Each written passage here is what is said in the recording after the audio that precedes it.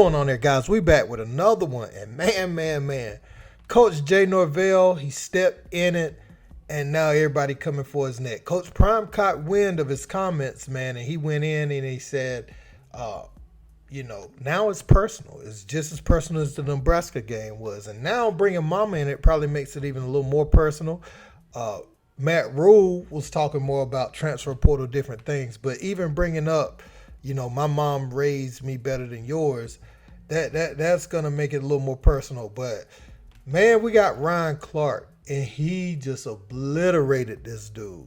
And, the fan base, too, the people that was clapping in the background. Now, Ryan Clark pointed out they already got blown out this year, and likely going to happen again, especially after these comments. Nobody's going to overlook this game. Especially in that locker room. Coach Prime won't allow it. And Shador, Travis Hunter, all those guys are ready to go as well. Let's check out what Ryan Clark had to say. Let's peek. Clark back with us now. Ryan, what's your reaction to the Colorado State coach's comments? I'm trying to figure out who those dummies are that are clapping in the background. And he says that's what his mother taught him.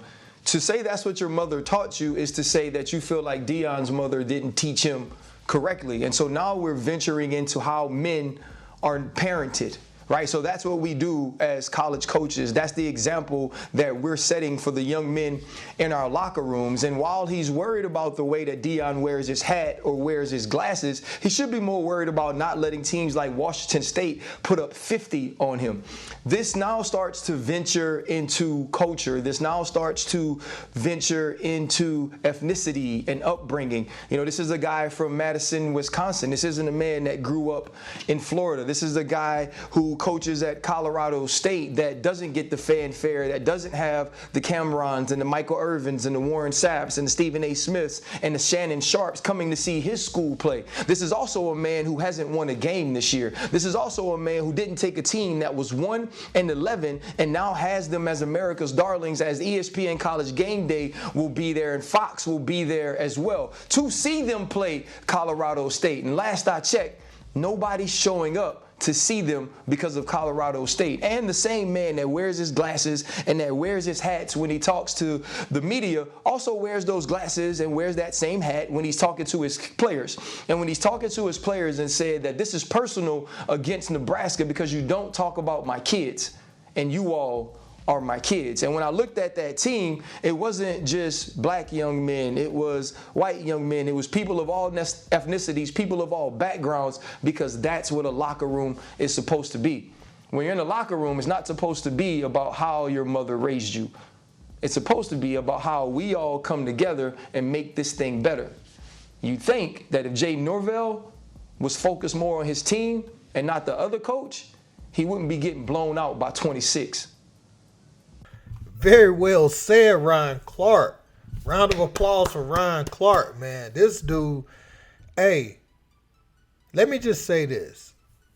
Coach Prime, coming from where he came from, and I'm just talking about the Jackson State time.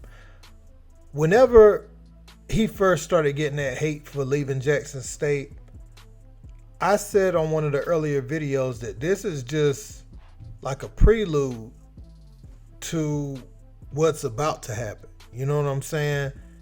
He's about to really get some hate because he's encroaching into that Power 5 territory.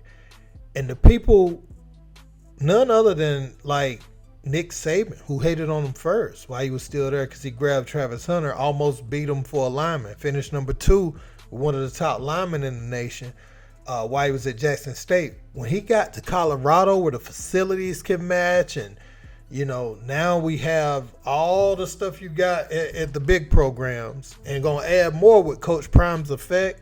Now you got all the coaches coming out saying things about him. And it comes from just the media coverage, the way people perceive him, why recruits love him so much and why they want to be there. But he offers relatability. All you need to bring is coachability, and he can work out the rest, and Coach Prime naturally does that. These these coaches, a lot of them, I ain't even saying Norvell specifically, but a lot of them have to put on salesman hats. And Coach Prime don't have to always sell you playing time right away. He don't have to do that. He has a plan for you, but you can look at his track record and look at the way he does things and know that's something you want to be a part of. And like I said before, this dude don't cut no corners when it comes to coaching. He's not fanned out over these dudes. He's Coach Prime. You see a lot of people that can recruit, but they can't match. They can't put the two together, the coaching and the high-level recruiting and managing those egos. But who's going to have an ego bigger than Prime, in the locker room? Who's going to think they too big to listen to Prime? Somebody that's not going to be at the Colorado program. So I don't like the way people are talking about it. And I think the killer here is NIL is legal now. You know what I'm saying? And people are eating off of that. And they feel like if Coach Prime got that, they have no way, absolutely no way of getting the recruits that they want. And, hey, man, that's on y'all. Coach Prime can't get everybody, man. This is what it's all about. The coverage and the recruits. He can't get everybody, get what's left. Yeah, he's going to get the pick of the litter, that's for sure.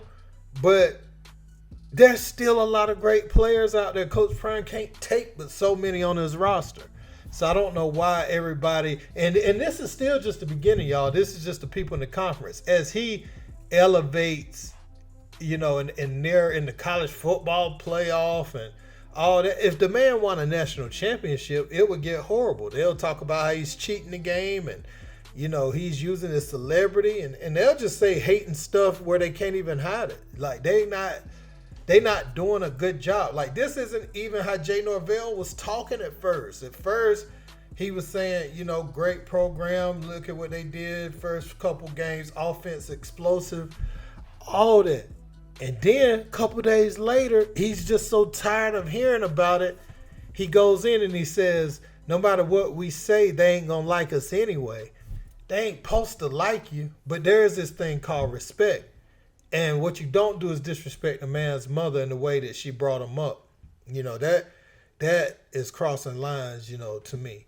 And it ain't so serious where somebody got to get hurt or nothing like that. But it's something just as men we shouldn't do. Let's keep it about us. You want to take a shot at Prime, as long as it's not pertaining to his health and some things that's going on, then yeah, you do that. But please don't talk about his mother, man. That's all I got to say. But let me know what y'all think about what Ryan Clark had to say. Don't forget to like, share, and subscribe. Till next time, peace.